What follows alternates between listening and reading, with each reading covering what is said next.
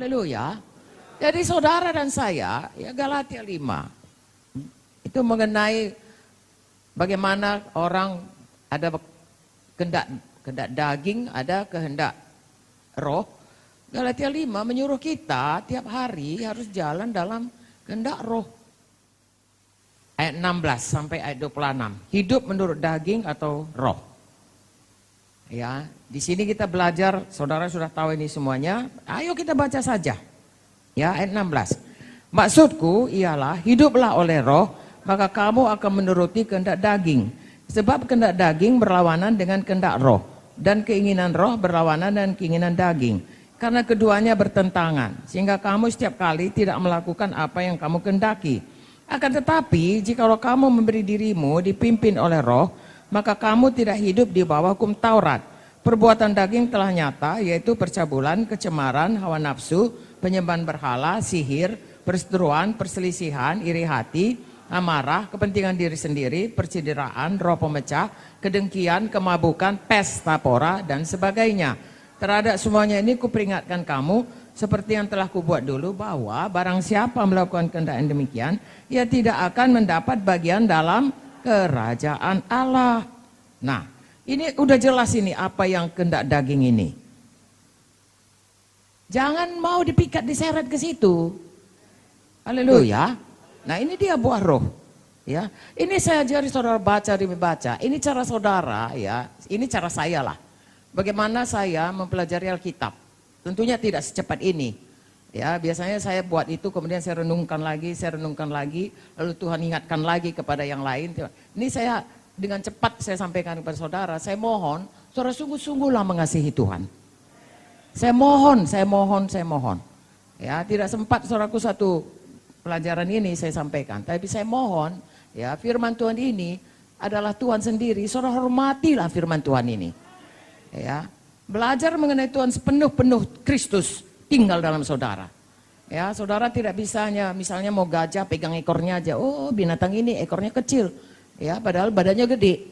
Ya, atau saudara lihat, oh, rupanya kakinya sebesar ini. Saudaraku, oke, tidak seluruhnya. Makanya kalau kita merenungkannya, kita betul-betul fokus sama Tuhan dan betul-betul mau, Tuhan hanya mau membukakan dirinya kepada orang bersungguh-sungguh hati mau mematuhinya. Ya, Tuhan tidak akan sembarangan saudaraku, sedangkan dia berkata jangan campakkan ya mutiaramu kepada babi. Artinya kalau babi itu tidak bisa menghargai, kalau kita tidak bisa menghargai firman-Nya, dia tidak akan menerangkannya. Tapi bagi orang yang karib dengan dia, Tuhan mau bicara rahasianya. Haleluya. Ya, saya bacakan di sini, buah roh ialah kasih, sukacita, damai sejahtera, kesabaran, kemurahan, kebaikan, kesetiaan. Saudara sudah tahu ini, kelemah lembutan, penguasaan diri, tiada hukum menentang ini. Ayat 24.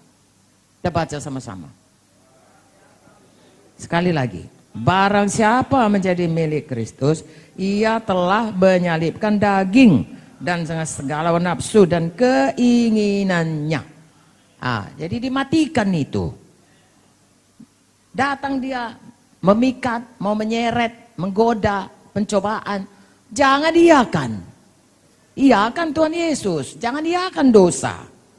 Halo, jangan katakan kalau bohong aku sedikit nggak apa-apa, aku tokoi sedikit. Firman Tuhan berkata kalau kita mengaku dosa, bertobat, Tuhan mengampuninya. Tapi kalau kita bermain-main juga dengan ini, nanti seperti Simpson. Ore katanya, lepas juga nyaku katanya. Kayaknya lagi sekali lagi, ore katanya, lepas juga nyaku. Dan tidak diketahuinya, roh Allah meninggalkan dia. Jangan begitu sayang. Ya, takut akan Tuhan dalam arti kata hormat kepada Tuhan. Ya, haleluya. Ayat 25. Jikalau kita hidup oleh roh, baiklah hidup kita juga dipimpin oleh roh. Haleluya. Bagaimanakah kita bisa dipimpin oleh seseorang? Kalau kita bisa dengar suaranya. Betul? Kalau kita kenal dan lihat dia. Jadi saya dan saudara harus peka ke Roh Kudus. Dan dipimpin oleh Roh Kudus dan dipimpin oleh firman Tuhan. Karena Roh Kudus adalah Tuhan sendiri dan firman Tuhan adalah Tuhan sendiri. Hidup saudara, patuhilah firman Tuhan. Patuhilah Roh Kudus. Makanya kalau berdoa, saudaraku, berdoa dekat dengan Tuhan. Ya, dekat dengan Tuhan, saudara tahu betul semua sudah diselesaikan dengan Tuhan. Saudara sudah mempersembahkan diri saudara, ya, sebagai persembahan yang hidup dengan segenap hati, segenap jiwa sudah diselesaikan semua. Lalu datang, mendekatlah kepada Tuhan supaya mendekat kepadamu. Lalu bisa dengar suara Tuhan. Lalu bisa dipimpin oleh Tuhan, dipimpin Roh Kudus. Dan orang yang dekat dengan Tuhan, saudaraku, tidak akan mudah. Bukan saya tidak bukan mudah. Mustahil pun bisa terseret terpikat. Tahukah saudara, terang dengan gelap itu, terang pasti menang. Ya, kalau ada gelap misalnya nih mati lampu, mati lampu. Di tempat ini gelap semuanya. Lalu ada HP saudara, hanya kecil kan? Bisa siapa yang menang? Kalah gelap itu, nampak terus cahaya yang kecil itu. Begitulah terang. Apalagi kalau kita tiap hari minta terang Tuhan. Firman-Mu adalah terang pada jalanku. Tiap hari, maka terang jalan kita itu. Tidak tersandung kita. Haleluya. Makanya saudaraku dikatakan tadi, setiap anak Tuhan harus dipimpin Roh Kudus. Jadi kita punya pilihan. Apakah hidup kita ini, kita mau saudaraku ya terseret, terpikat ya sampai jatuh dan kita biarkan.